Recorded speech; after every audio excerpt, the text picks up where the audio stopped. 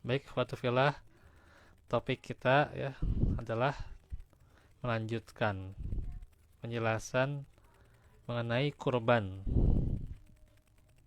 Yang kita sudah menjelaskan kemarin bagaimana kurban sebagai syariat Islam serta bagaimana ikhlas dan juga ittiba dalam berkurban.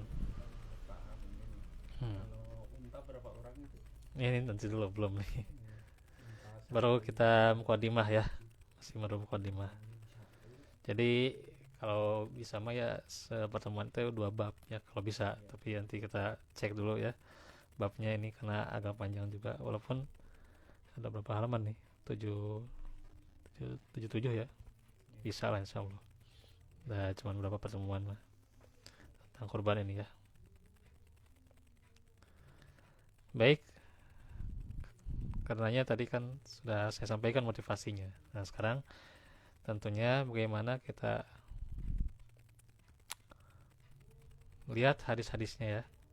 Bagaimana tidak diragukan lagi bahwa udhiyah adalah ibadah kepada Allah dan pendekatan diri kepadanya dalam rangka mengikuti ajaran Nabi SAW.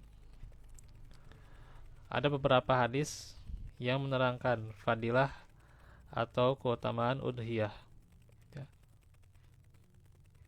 Tapi ada yang diantaranya kebanyakan doif ya gitu. Doif ya. Doif lemah itu. Doif itu lemah. Doif kalau palsu maudhu sebutannya ya gitu. Ibnul Arabi rahimahullah dalam Aridatul Ahwazi berkata, tidak ada hadis sahih yang menerangkan keutamaan udhiyah.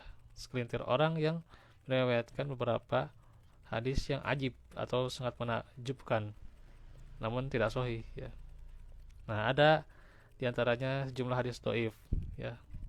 Itu saya nggak akan menyebutkan panjang-panjang nih ya, soalnya lumayan ya. Yang pertama itu dari Aisyah radhiyallahu anha bahwa Nabi bersabda, tidaklah pada hari nahar atau kurban manusia beramal suatu amalan yang lebih dicintai oleh Allah daripada mengalirkan darah dari hewan kurban yang akan datang. Nah ini yang biasa jadi apa, hadis yang bisa jadi ya, disebut-sebutan gitunya gitu.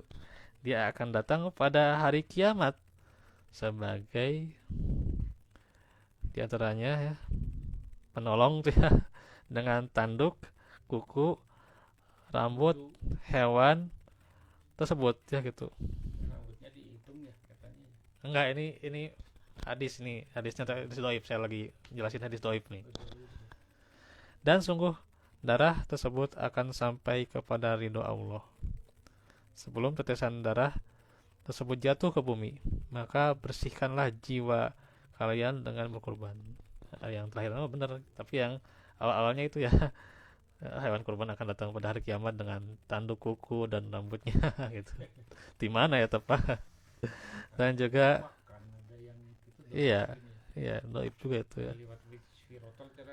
Iya, darahnya akan sampai gitu ya gitu. Nah, ini riwayat Ibnu Majah ya, Ibnu Majah dan didoifkan oleh Syekh Albani ya.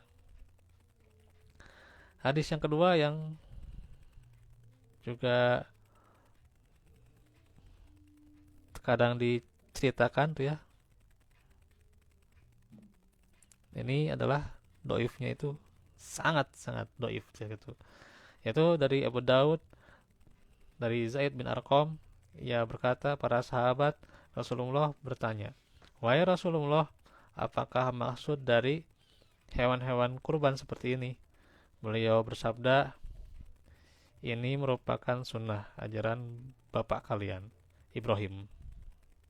Mereka bertanya, wahai Rasulullah, lantas apa yang akan kami dapatkan dengannya? Beliau menjawab, setiap rambut terdapat kebaikan. Nah gitu ya, mata rambutnya dihitung gitu ya.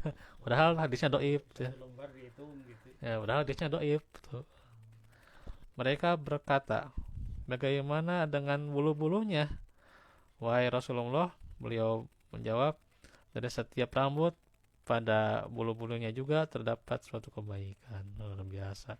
Tapi ini hadisnya adalah lemah, doif jiddan, gitu ya. Sangat-sangat lemah gitu ya. Itu ya. Yang baik apa?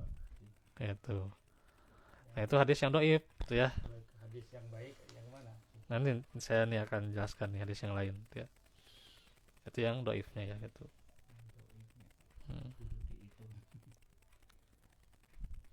Nah, cuman dijelaskan perlu kita pahami bahwa kelemahan atau hadis-hadis yang di atas tidaklah menyebabkan hilangnya keutamaan berkurban. Tetap kurban juga ada keutamaannya ya. Ya. Banyak ulama menjelaskan bahwa menyembelih hewan kurban pada hari Idul Adha lebih utama daripada sedekah yang senilai dengan harga hewan kurban. Atau bahkan sedekah yang lebih banyak daripada nilai hewan kurban. Hal ini karena maksud terpenting di dalam berkurban adalah mendekatkan diri kepada Allah. Di samping itu, menyembelih kurban lebih menampakkan syiar Islam dan lebih sesuai dengan sunnah. Nah, itu dijelaskan dalam penjelasan hadisnya ya. Di antaranya di Syarhul Mumti. Allah firman, "Dzalika wa may yu'azzim sya'airallah fa innaha min taqwal qulub." Demikianlah perintah Allah, dan barang siapa yang mengagungkan syiar Allah, maka sungguhnya ia timbul dari ketakwaan hati. Al-Hajj ayat 32. Ibnul Qayyim rahimahullah berkata, menyembelih hewan kurban pada waktunya lebih utama daripada bersedekah dengan uang senilai harga hewan tersebut. Oleh karena itu, jika ada orang yang bersedekah dengan uang yang bernilai, misalnya berapa Pak? Yang lebih besar daripada harga kambing, berapa ya itu? 3 juta. Misalnya 3 juta atau sampai ke 7 juta lah misalnya. 3 sampai ke 7 juta lah gitu.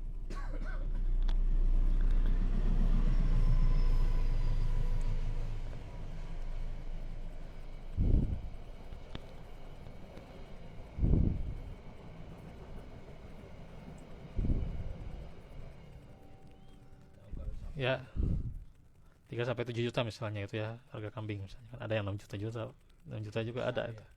Kambing itu ya. Ya, dia sedekahnya lebih besar dibandingkan harga kambing atau harga kambing denda dam ya ketika melaksanakan ibadah haji yang didahului oleh ibadah umroh yang dilakukan di masa haji atau haji tamattu, dan melaksanakan umroh sesuai sekaligus dengan ibadah haji dalam satu prosesi yaitu kiron ya. Maka sedekah tersebut tidak bisa menggantikan dam ya. Itu saja yang dam haji saja kan tidak bisa ya gitu. Dan juga dam itu kan denda ya, dam itu denda. Ya, namanya jalan kesalahan umroh. Ya, ya ada dendanya. Begitu juga dalam masalah kurban itu ya. Itu dikatakan dalam penjelasan Syekh Al-Utsaimin. Nah, itulah bagaimana keutamaan dari kurban ya.